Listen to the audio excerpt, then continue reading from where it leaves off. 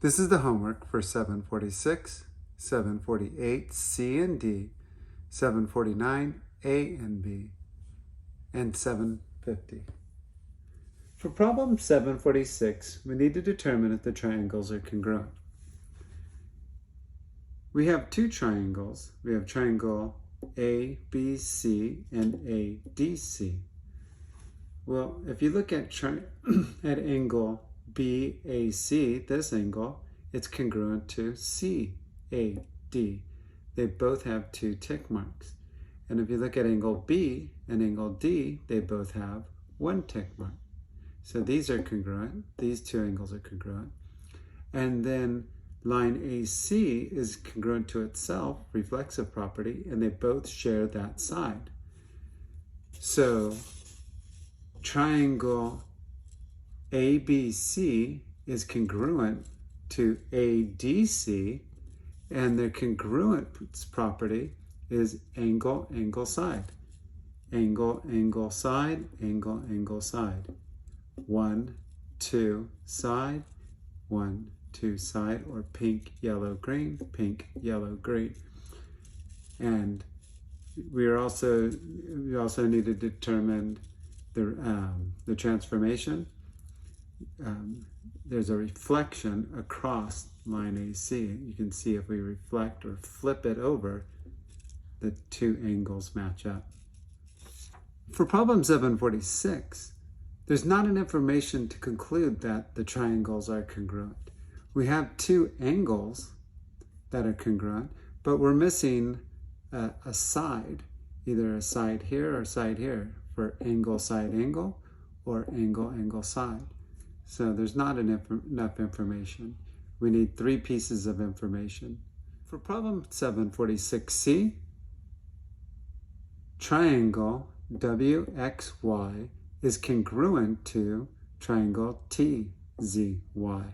And the congruence property is angle, side, angle congruence, or, angle, angle, side congruence, or angle, side, angle congruence. So you can see we have angle, they both have the two tick marks, so angle, angle, they share this angle by vertical angles, and then a side, so yellow, pink, green, yellow, pink, green. Or angle, side, angle, when yellow, side, orange, pink, yellow, pink, yellow, orange, pink.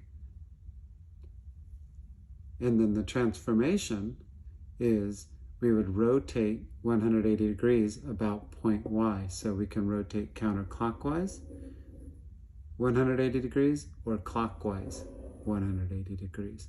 And triangle WXY would map onto triangle TZY.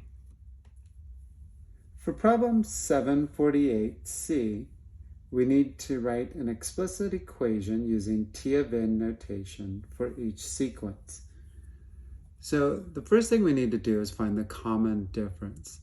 And we can see that it's decreasing, so it's either going to be dividing or subtracting by a number.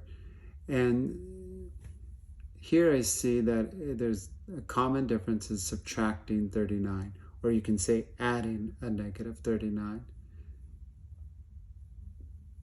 Next, we need to find the zeroth term. And in order to do that, you would do the inverse of subtraction, which is addition. So for each term going to the left, we're going to add 39. So 3,702 plus 39 equals 3,741 plus 39 equals 3,780. So here's the zeroth term. In a sequence, you're always given the first term. So this is the first term. So since we're adding a negative 39, this would be an arithmetic sequence. And the formula for arithmetic sequence is T of n equals mn plus b. M represents the common difference. N represents the term that you're trying to find, or the unknown, the nth term. And b represents the zeroth term. So the the equation in explicit form would be T of n equals negative 39n plus 3,780. Now, it's not asking us, but if we were to need to find like the 30th term, you would substitute n with 30 because that's the term you're finding, and then you would multiply negative 39 multiplied by 30, and then add 3,780. For D, it's a little more difficult to find the common difference or common multiplier. And I could tell that it's increasing, and I'm not adding the same amount each time. So I know it's going to be multiplying. And it's multiplying by 2/10. Now it's really difficult to see that it's being multiplied by 2/10. So what I do is, here's my first term, and I say 117 is being multiplied by what number? So we don't know this yet. So we're going to say what number equals 23.4. So it equals this value. Well, I can write that algebraically. 117 multiplied by what number? Well, we don't know, so we use a variable x equals 23.4. And then we solve for x. Inverse property multiplication division. So we divide 117 on both sides. Creates the giant 1. And 23.4 divided by 117 equals 2/10. So I found my common multiplier. And I can use that for arithmetic sequences too, but usually it's a little easier to find. So now here is the formula for geometric sequences. T of n equals a, b to the nth power. A represents the 0th term, b represents the multiplier, and n represents the nth term. So now I'm just going to go ahead and plug in my values. 0th term is a, 580, multiplied by the multiplier. So it's 2/10 to the nth term. To find the 0th term, I asked myself, well, what am I multiplying by to get from 117, or 23.4 to get to 117, to find that multiplier going in the opposite way?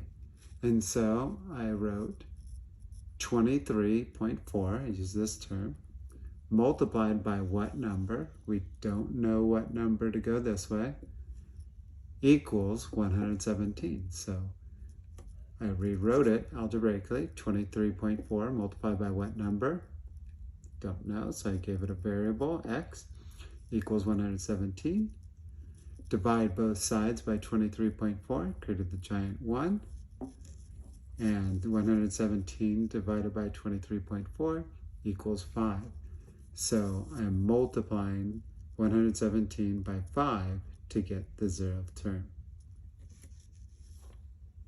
Problem 749 is broken up into 3 separate parts, A, B, and C.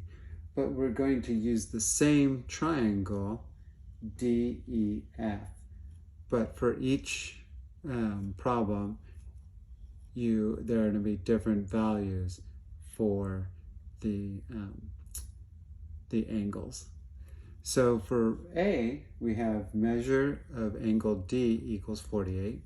Measure of angle F equals 117, and we need to find the measure of angle E.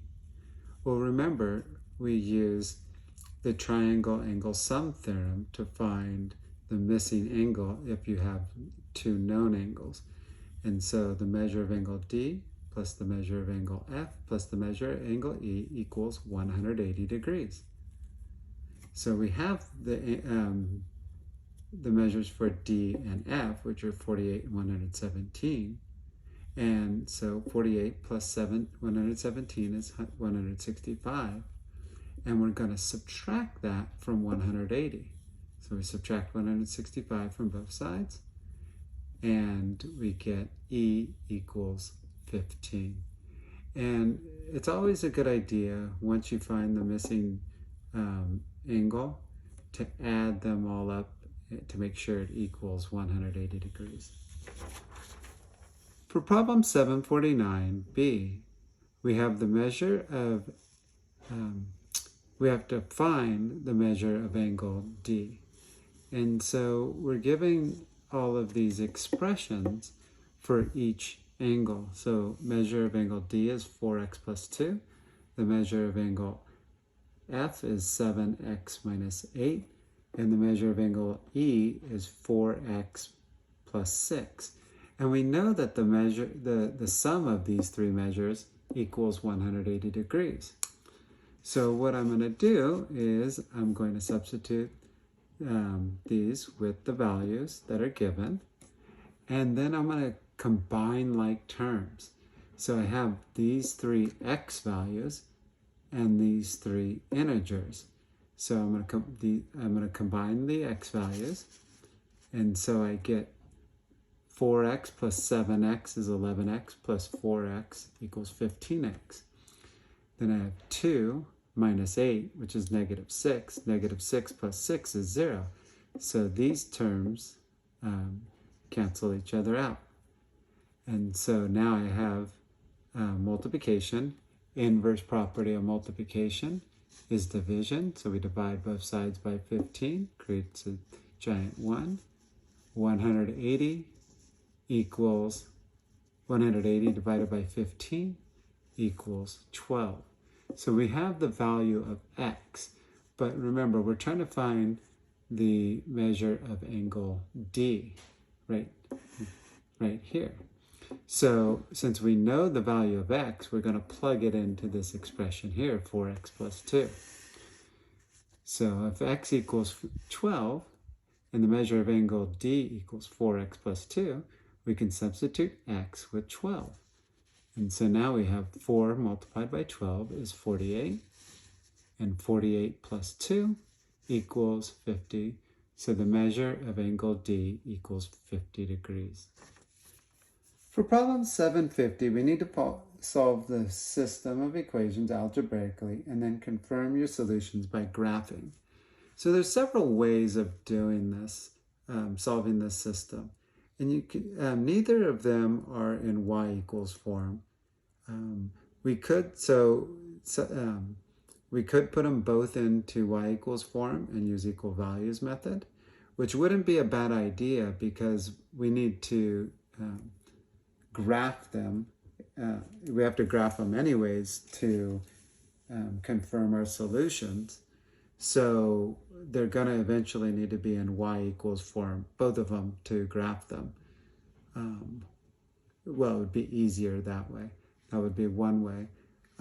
So what I did, you could also do the elimination method and multiply either the top or the bottom equation by a value to create a zero pair. But what I did is I took the top equation and I put it in y equals form. So here's the top equation, and to get y by itself, I added 3x to both sides, and I ended up getting y equals 3x minus 2. So the top equation is in y equals form, slope-intercept form. So now I have y equals 3x minus 2, and then the original equation here. And so now that I know that what y equals, I can plug it into the bottom equation and then multiply the two together. So now, instead of 2 multiplied by y, I have 2 multiplied by 3x minus 2. Next, I'm going to use distributive property. I'm going to distribute this 2. 2 multiplied by 3x is 6x. 2 multiplied by negative 2 is negative 4. Now I can combine like terms. 4x plus 6x equals 10x. And then I'm going to subtract the 4 from both. Move the negative 4 over to the other side by adding 4. Created a zero pair. 6 plus 4 is 10. Inverse property of multiplication is division. So I'm going to divide both sides by 10 because this creates the giant 1. 1 multiplied by x is x. 10 divided by 10 is 1. So now I know what x equals. X equals 1. So I can plug it back in to either of these equations. It doesn't matter, but I chose the top equation to plug the x value in. So here I rewrote the top equation. Y equals negative 3x. Y minus 3x equals negative 2. So I'm going to plug this 1 in for x. So now I have negative 3 multiplied by 1, which equals a negative 3. And now still don't have y by itself, so inverse property of subtraction is addition, creates the 0 pair. And I have negative 3, I have negative 2 plus 3. I have more positives than negatives, so I know it's going to be a positive. Signs are opposite, so you subtract. 3 minus 2 is 1.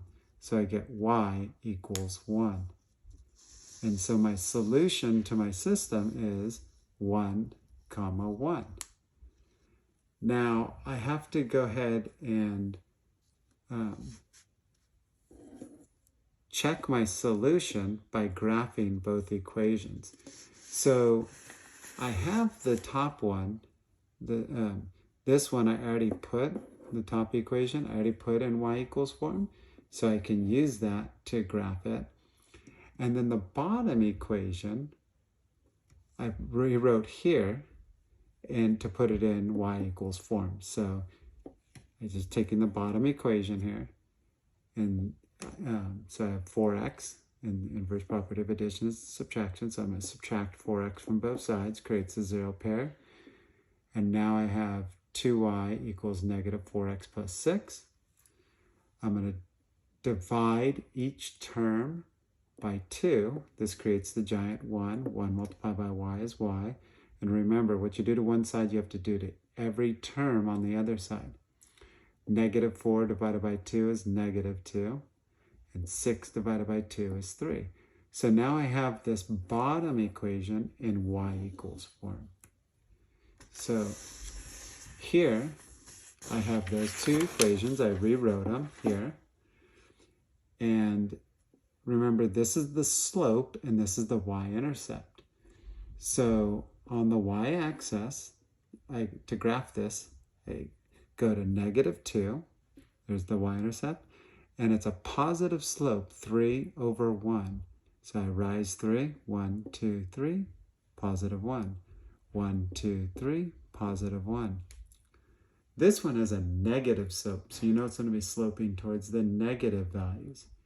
And it has a y-intercept of positive 3, so 1, 2, 3, there's the y-intercept, and from there I can go positive 2, 1, 2, and a negative 1. Positive 2, negative 1. Or I can go negative 2 and positive 1 because it's a negative value, so one of them has to be a negative. Negative 2, positive 1. Negative 2, positive 1. And the point of intersection, our solution, when I graph these two equations, is at 1, 1. And that's what a solution to a system of equation is. It's where the two lines intersect.